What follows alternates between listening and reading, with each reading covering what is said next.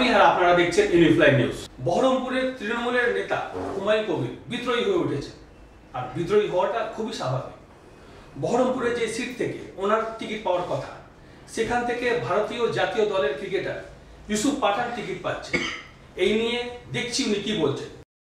জনতা party আর তৃণমূলের প্রার্থী ছিল সভাধিপতি, ওই জেলার এক্স সভাধিপতি সিদ্দিকা বেগম।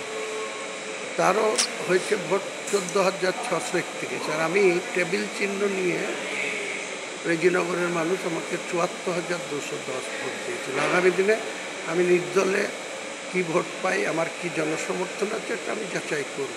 মানুষ আমাকে ভালোবাসে কতটা, আমাদের কতটা নেতা মানে, সেটা তো যাচাই করারও, তাই করব। তো প্রকাশিত হয়নি কবে কোথায় পোল হবে, কবে নির্বাচন হবে, কবে মনোনয়নের ডিএম অফিসগুলোয় গিয়ে মনোনয়ন সাবমিট করার, সেসব শিডিউল আসতে দিন, তারপরে সেক্ষেত্রে এসে গেলে আপনি নির্দল হয়ে দাঁড়াতে পারেন, সম্ভাবনা প্রবল।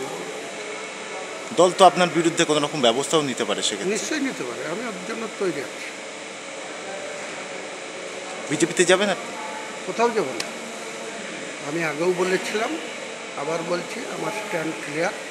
আমি তৃণমূলে আছি, তৃণমূলে থাকার চেষ্টা করেছিলাম বা এখনও করছি। তৃণমূল যদি ভেবে থাকে যে আমাদেরকে দিয়ে যা খুশি তাই করানো যাবে, এটা যাবে না।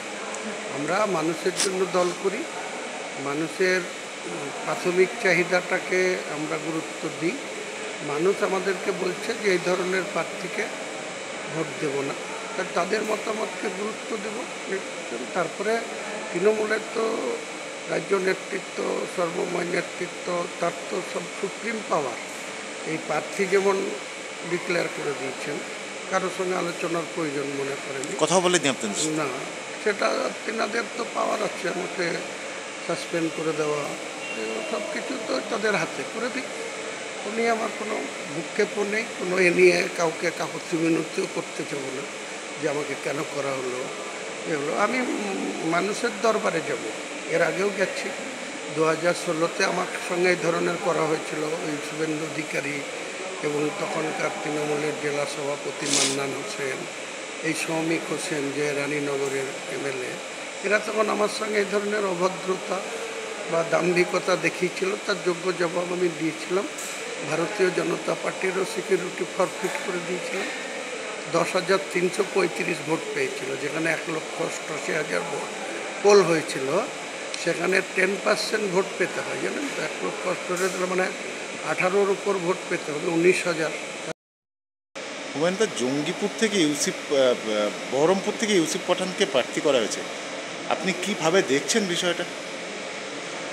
আমি প্রাথমিকভাবে কিছু বলিনি, পরে একদিন ভেবে দেখলাম যে মুর্শিদাবাদের রাজনৈতিক সচেতন জনগণ বা ভোটার, তারা এটা ভালোভাবে নিচ্ছে না। যে আমরা যাকে ভোট দেব, যে এমপি বানাবো, তাকে আমাদের যে কোনো প্রয়োজনে সার্টিফিকেট নিতে গিয়ে বা একটা কোনো ফর্মে সই করতে গিয়ে বা কোনো কিছু কাজে তাকে পাওয়া যাবে না, তাকে কেন ভোট দেবে? এই হচ্ছে মানুষের প্রতিক্রিয়া।